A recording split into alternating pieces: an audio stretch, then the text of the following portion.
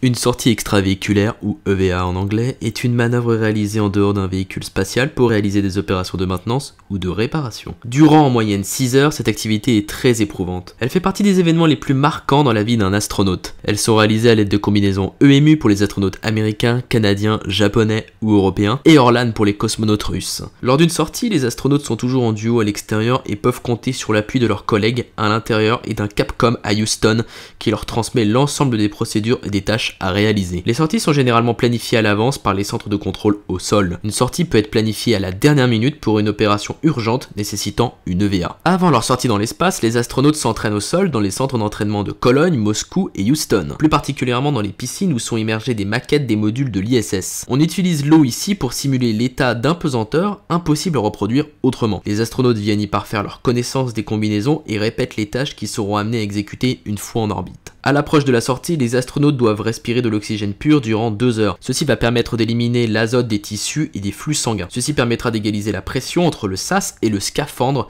porté par les astronautes. Ensuite, ils enfilent leur combinaison. Ces dernières disposent d'un circuit de régulation thermique, d'une communication radio, d'eau et d'une autonomie d'oxygène. De plus, elles disposent d'un système de secours servant à ramener l'astronaute, le Cypher, dérivé du MMU, retiré du service par la NASA, car jugé trop dangereux. La toute première spacewalk a été réalisée par le cosmonaute Alexei Leonov le 18 mars 1965, à bord du vaisseau Vostok 2. Sa mission dans le vide spatial ne dura que 22 minutes, mais durant cette dernière, Leonov voit sa combinaison dilatée et ne peut donc plus s'insérer dans le sas Volga. Contraint de dépressuriser sa combinaison au péril de sa vie, il parvient à refermer l'écoutille et à réintégrer son vaisseau. 3 mois plus tard, c'est au tour d'Edward White lors de la mission Gemini 4 d'effectuer la même performance et de devenir le premier américain à effectuer une spacewalk. S'en suivra des dizaines de sorties lors des programmes Apollo, Skylab, Mir et à bord des navettes spatiales américaines vers le télescope Hubble ou l'ISS. La première femme à réaliser une sortie extravéhiculaire est Svetlana Savitskaya le 17 juillet 1984 lors de sa mission sur Salyut 7. Elle est suivie 3 mois plus tard le 11 octobre par Catherine Dwyer Sullivan lors de sa mission sur STS-41G à bord de la navette spatiale. Toujours dans l'histoire des records, la première EVA d'un Français remonte au 9 décembre 1988 avec la sortie de Jean-Loup Chrétien lors de sa mission à bord de Mir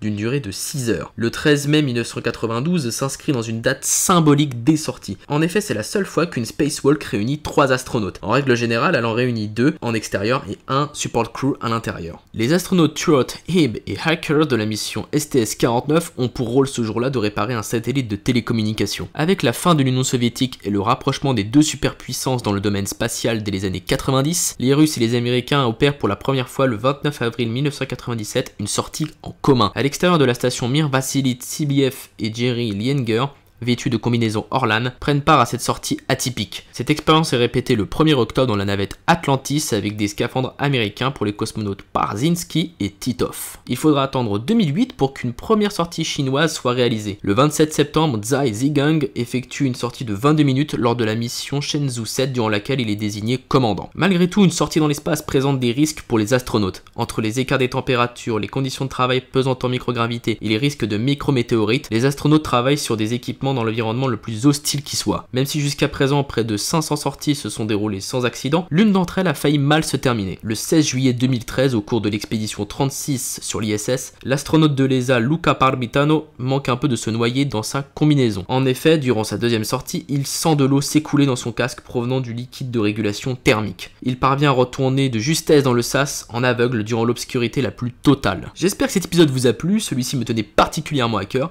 N'hésitez pas à réagir et à vous abonner pour être notifié des prochaines sorties de vidéos. A bientôt.